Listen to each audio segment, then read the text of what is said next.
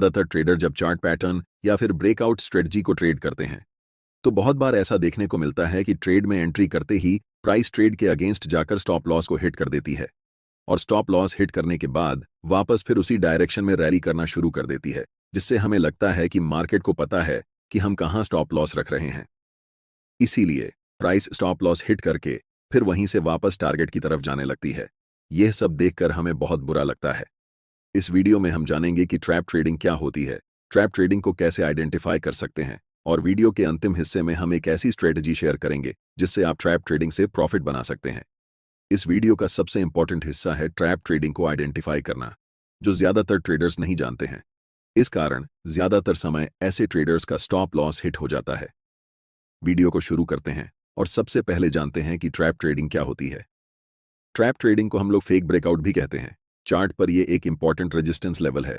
Price जब इस level को ब्रेक करके रेजिस्टेंस लेवल के ऊपर क्लोज करती है तो ट्रेडर्स अपनी एंट्री बनाते हैं, लेकिन प्राइस ऊपर न जाकर रेड कैंडल बनाते हुए स्टॉप लॉस हिट कर देती है और नीचे की तरफ चल जाती है। इसे ही हम ट्रैप ट्रेडिंग या फिर फेक ब्रेकआउट कहते हैं। ऐसा इसलिए होता है क्योंकि जो बड़े ट्रेडर्स या ऑपरेटर्स मार्केट में होते हैं उन्हें लिक्विडिटी चाहिए होती है। जैसा कि हम सभी जानते हैं, मार्केट में जितने बाय ऑन ऑर्डर्स एग्जीक्यूट होंगे उतने ही सेल ऑन ऑर्डर्स भी एग्जीक्यूट होंगे। सिर्फ बिडिंग प्राइस ऊपर या नीचे होता है, लेकिन एग्जीक्यूटेड ऑन ऑर्डर्स की संख्या बायर्स और सेलर्स के बीच बराबर होती है। इसीलिए ब्रेकआउट पर जब रिटेल ट्रेडर्स सबसे ज्यादा बाय साइड पोजीशन बनाते हैं तो ऑपरेटर्स का बड़े क्वांटिटी में सेल ऑन ऑर्डर एग्जीक्यूट हो जाता है, जिसे हम लिक्विडिटी कहते हैं। और रिटेल ट्रेडर्स को जब लॉस होता है तभी ऑपरेटर्स को प्रॉफिट होता है।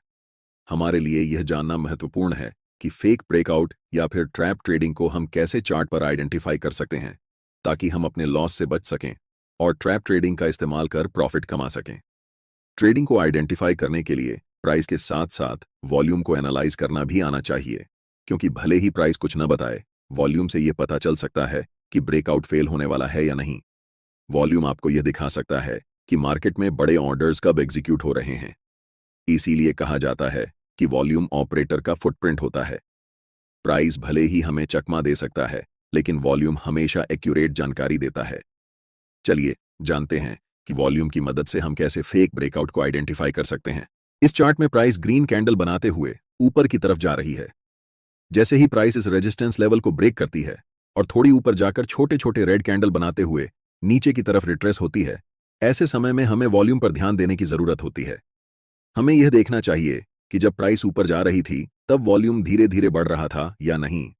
अगर वॉल्यूम बढ़ रहा हो तो यह हमारे लिए एक अच्छा संकेत है कि बायर्स में काफी मजबूती है। और जब प्राइस छोटे छोटे कैंडल बनाते हुए रिट्रेस होकर वापस ब्रेकआउट लेवल पर आती है तब वॉल्यूम छोटे छोटे होना चाहिए। अगर रिट्रेसमेंट की वॉल्यूम ब्रेकआउट वॉल्यूम से कम है तो यह हमारे लिए एक संकेत है कि सेलर्स मार्केट में कमजोर हैं। इसका मतलब है कि जब प्राइस नीचे की तरफ आ रही है तो सेलर्स ज्यादा क्वांटिटी में मार्केट में एंट्री नहीं ले रहे हैं, जिससे वॉल्यूम बार की साइज छोटे छोटे हो रहे हैं। रिट्रेसमेंट के बाद जब प्राइस बड़े ग्रीन कैंडल बनाते हुए रिसेंट हाई को ब्रेक करके स्विंग हाई के ऊपर क्लोज करती है और इस ब्रेकआउट कैंडल की वॉल्यूम रिट्रेसमेंट कैंडल के वॉल्यूम से ज्यादा होती है तो यह हमारे लिए एक परफेक्ट सेटअप होता है जहां हम बाय पोजीशन बना सकते हैं। यह एक रियल ब्रेकआउट का संकेत होता है। ऐसे समय में ज्यादा सोचने की जरूरत नहीं होती। हमें बाय पोजीशन में एंट्री लेकर अच्छे रिस्क रिवॉर्ड के साथ प्रॉफिट बनाना चाहिए। जैसा कि हम सभी जानते हैं, कोई भी सेटअप 100% विन रेट के साथ परफेक्ट नहीं होता, लेकिन ज्यादातर समय ऐसे ब्रेकआउट हमें टारगेट अचीव करवाते हैं। अब हम जानते हैं कि फेक ब्रेकआउट को कैसे आइडेंटिफाई करेंगे। जब प्राइस रेजिस्टेंस लेवल को ब्रेक करके ऊपर क्लोज करती है और कुछ कैंडल बनाती है तब हमें वॉल्यूम धीरे धीरे बढ़ते हुए दिखाई देता है, लेकिन जब प्राइस रिट्रेसमेंट के लिए नीचे आती है और ब्रेकआउट लेवल के नीचे जाकर क्लोज होती है, ऐसे समय में हमें अलर्ट हो जाना चाहिए, क्योंकि यह ब्रेकआउट फेल होने की पहली निशानी है। जैसे ही हम रिट्रेसमेंट कैंडल के वॉल्यूम पर नजर डालते हैं, हमें सारे वॉल्यूम बार बड़े बड़े दिखाई देते हैं, जिसका मतलब होता है कि सेलर्स इस समय मजबूत हैं और बड़े क्वांटिटी के साथ मार्केट में एंट्री ले रहे हैं। वापस जब छोटे छोटे ग्रीन कैंडल बनाते हुए प्राइस ऊपर की तरफ जाने लगती है और वॉल्यूम का साइज रेड वॉल्यूम बार से छोटा होने लगता है, तो यह कंफर्म करता है कि बायर्स अब कमजोर हो चुके हैं। ऐसे समय में हमें स्विंग लो को मार्क करना होता है। जैसे ही प्राइस बड़े रेड कैंडल के साथ इस स्विंग लो को ब्रेक करके नीचे क्लोज होती है और इस कैंडल की वॉल्यूम पिछले कुछ कैंडल से ज्यादा होती है, तब यह हमारे लिए एक परफेक्ट संकेत होता है कि यहाँ ब्रेकआउट फेल हो चुका है। इस स्थिति में हम सेल साइड में एंट्री लेकर प्रॉफिट बना सकते हैं। रियल मार्केट में ट्रेड करेंगे तो आपको ऐसे परफेक्ट सेटअप नहीं दिखेंगे।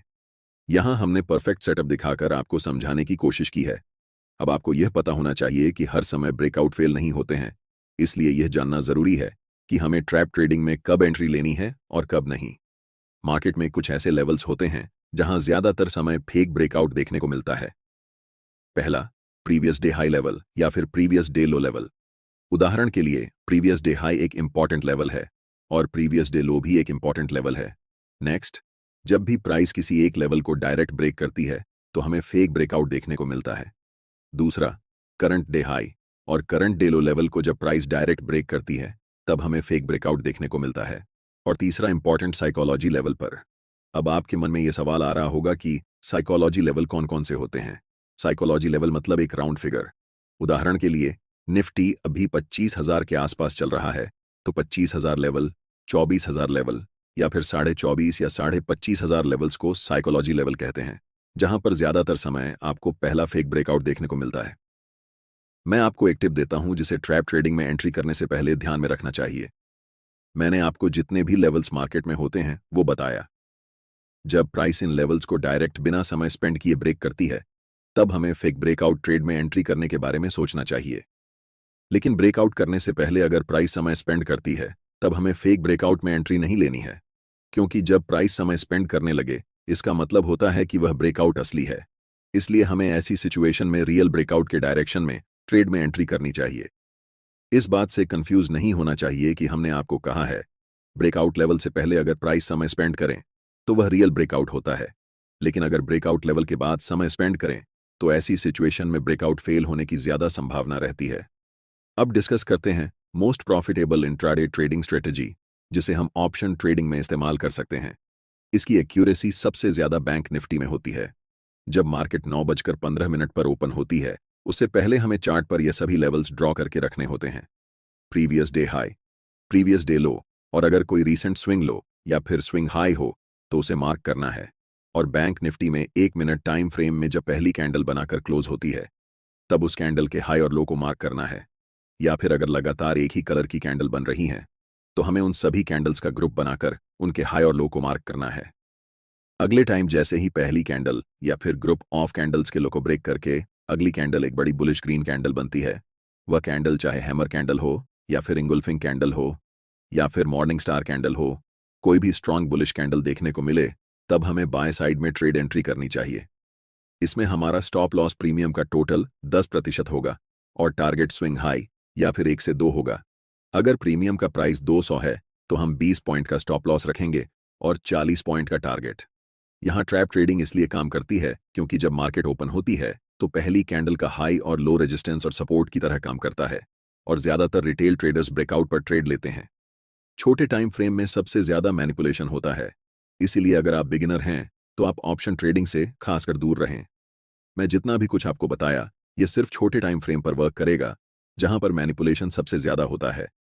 अगर आपको नॉर्मली ब्रेकआउट पर ट्रेड करना है तो आपको अपनी कैंडल का टाइम फ्रेम मिनिमम 1 आवर रखना होगा।